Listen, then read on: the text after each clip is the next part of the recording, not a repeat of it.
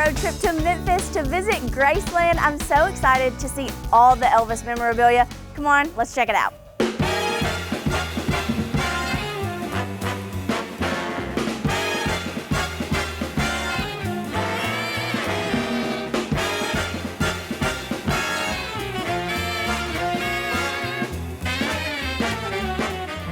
Just a few records.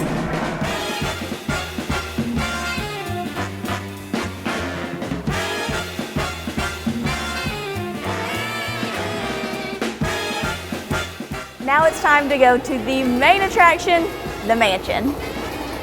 Whoa, whoa.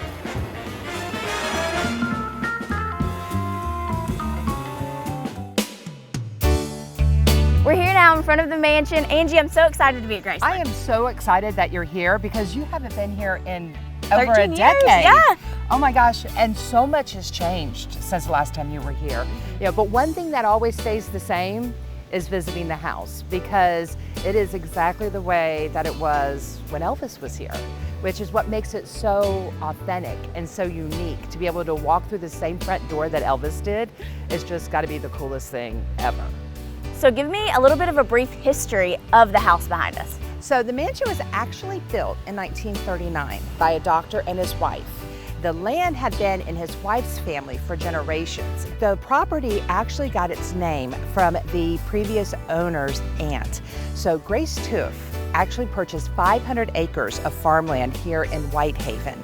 And upon her passing, she divided the land up in her will to her nieces and nephews. Well, her niece Ruth got these 14 acres of land, and her husband Thomas built the mansion and named it Grace in honor of Aunt Grace.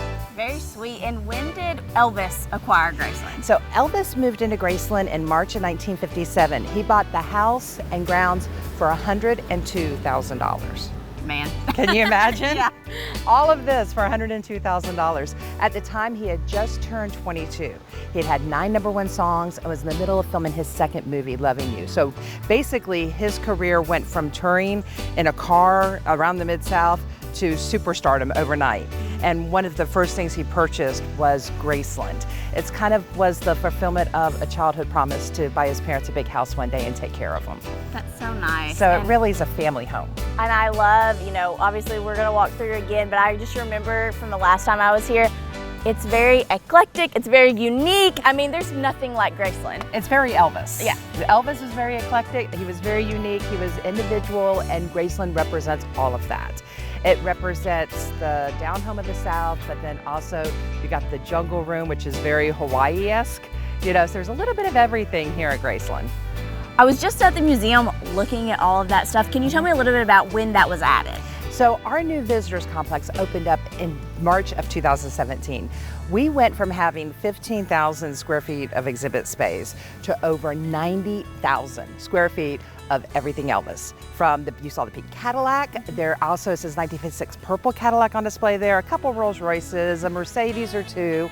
In the entertainer exhibition, we cover Elvis's entire career. So of course in there we've got guitars, jumpsuits, and just a few gold records. And then you also get to see Elvis's airplane, which is probably the biggest artifact besides the mansion that we have on display. So I've heard that this year is also a very special year. Tell me a little bit more about that. So we cannot believe that, first of all, we're celebrating our 40th anniversary of Graceland being open for tours. When Priscilla and our CEO Jack opened Graceland in 1982, Jack has said it's like we sent an invitation out to the world and didn't know who was going to come. There was no RSVPs. And 40 years later, we've had over 23 million visitors walk through this front door here at Graceland. There's all different ways people are getting introduced to Elvis, and he's creating new fans even 45 years after his passing. The new Elvis movie that just came out, which was #1 at the box office, and Austin Butler's role in that movie is really going to be a major stepping stone in Elvis's legacy of extending his reach from, your grandmother's generation to people who are current today. Absolutely. So what are we doing to celebrate Elvis 45? So we've got Elvis Week coming up in August, which Any Elvis week is always big around here. This Elvis week is like jumbo sized. Between concerts and conversations, Elvis tribute artist events, I mean, you name it, we've got it going on. We've got new exhibits we've opened this year, including an exhibit called Dress to Rock, which has over 100 pieces of Elvis's stagewear on display. Literally a floor to ceiling display of jumpsuits. Amazing. So there's so many different things to do. We've got also 45 giveaways, kind of playing on the 45, actually giving away collectible 45s that were just made specifically for Graceland. So there's different events all year long where you can come on a Saturday and it'll be like, here's your 45 for the day. So it's kind of fun. It's been a really exciting year and we have just the best is yet to come, really. So how can someone plan their visit? To plan your visit to Graceland, it's one-stop shopping, Graceland.com.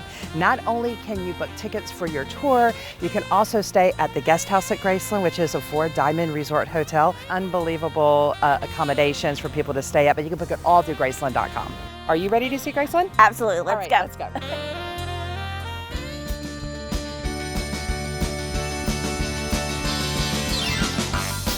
I want a couch that long. You could have all your friends.